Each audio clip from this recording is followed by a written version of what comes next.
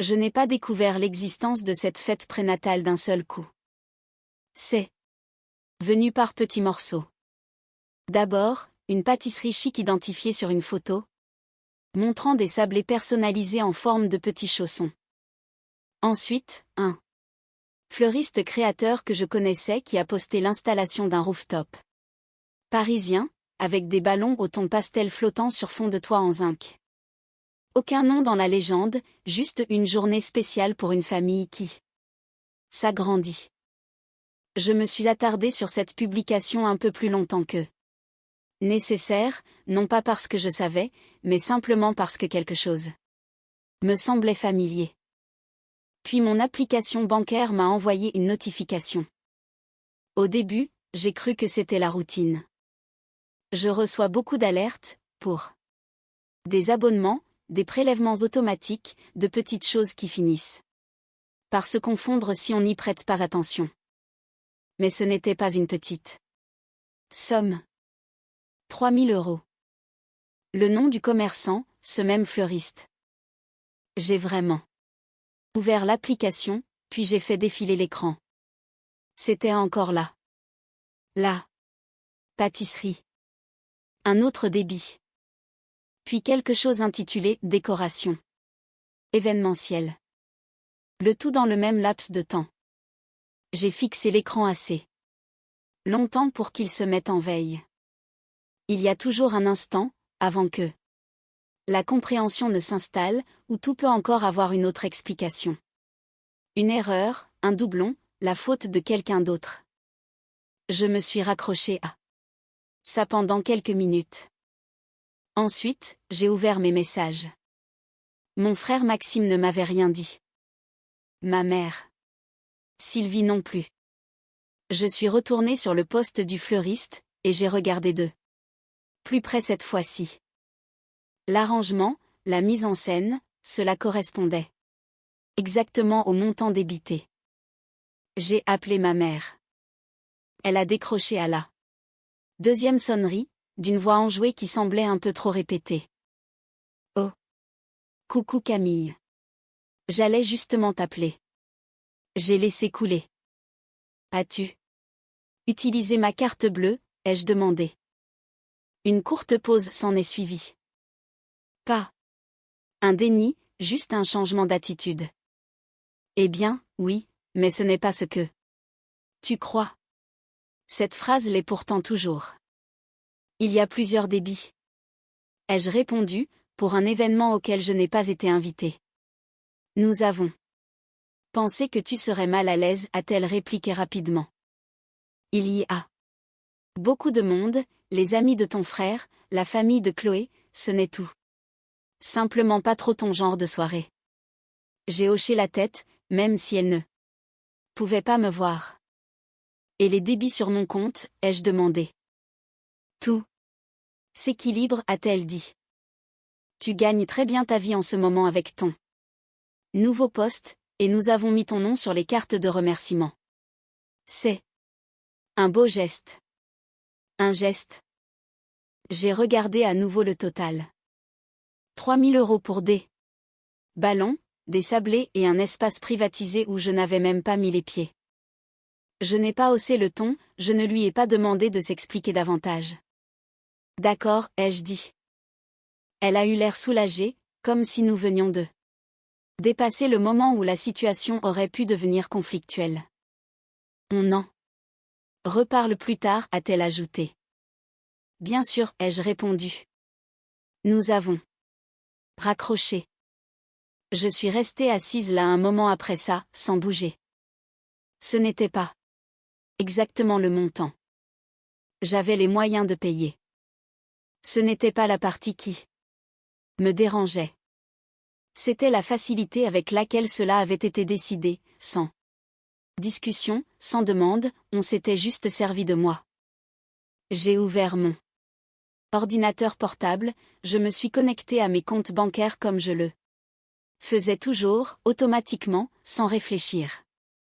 Sauf que cette fois, j'ai prêté attention aux cartes enregistrées, aux comptes liés, aux vieilles autorisations que je n'avais pas vérifiées depuis des années. Des choses mises en place à l'époque où dépanner la famille était plus simple que d'expliquer pourquoi je ne pouvais pas le faire. Je ne me sentais pas en colère, j'étais juste méthodique. 2 heures plus tard, ma belle-sœur Chloé a posté une photo. Très nette cette fois-ci. Un mur de ballons sur le rooftop derrière eux.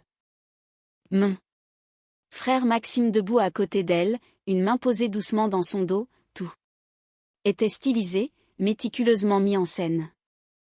La légende était plus courte que l'explication de ma mère.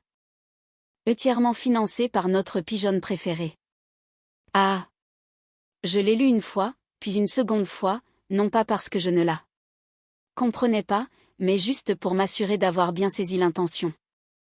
J'ai tapé une réponse. Le guichet de la pigeonne est définitivement fermé. Puis, j'ai fermé l'application. Après cela, j'ai commencé à passer des coups de fil. Ma banque d'abord, sans émotion, sans accusation, en restant purement factuel. Ces transactions n'étaient pas autorisées. Mon conseiller m'a posé quelques questions, les questions habituelles, les dates, les commerçants, les confirmations. J'y ai répondu.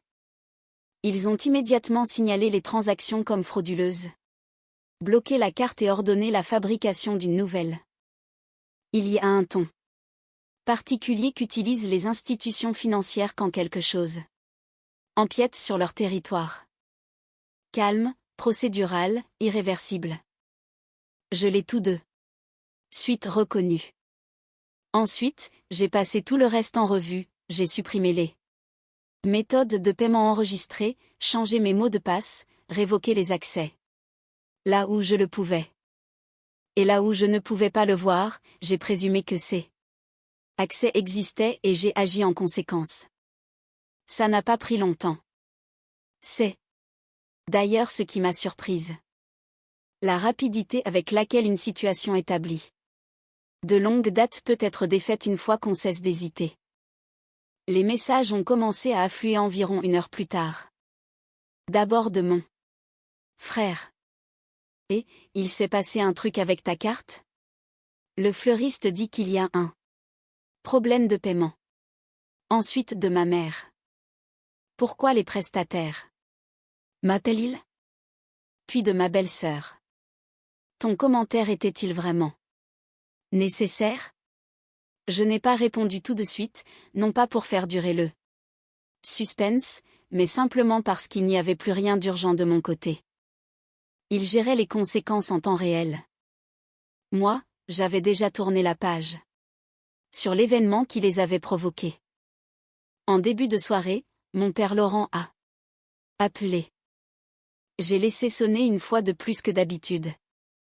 Puis j'ai décroché. Qu'est-ce qui se passe, a-t-il demandé.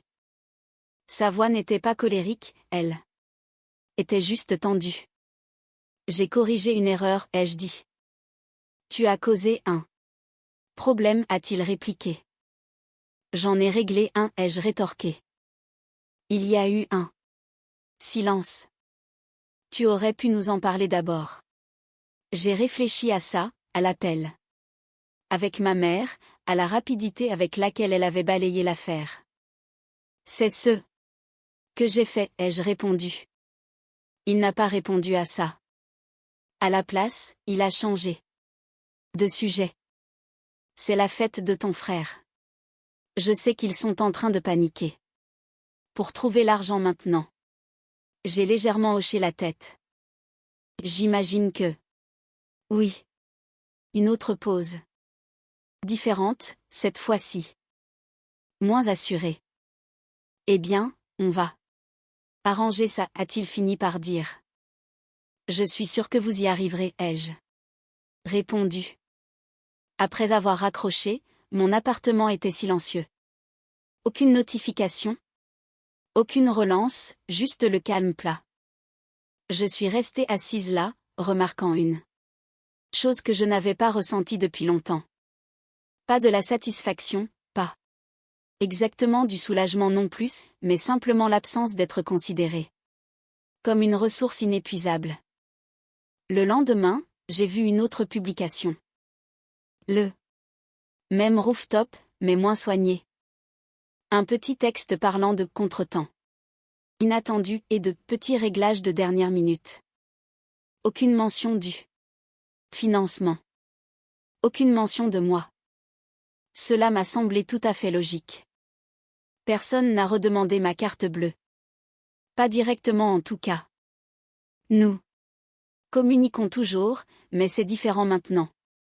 C'est plus prudent, on prend moins de choses pour acquises. Je ne sais pas s'ils pensent que j'ai réagi de manière disproportionnée ou s'ils ont simplement ajusté leurs attentes. Je ne leur ai pas posé la question, car pour une fois, ce n'est pas l'explication qui compte. C'est la limite fixée.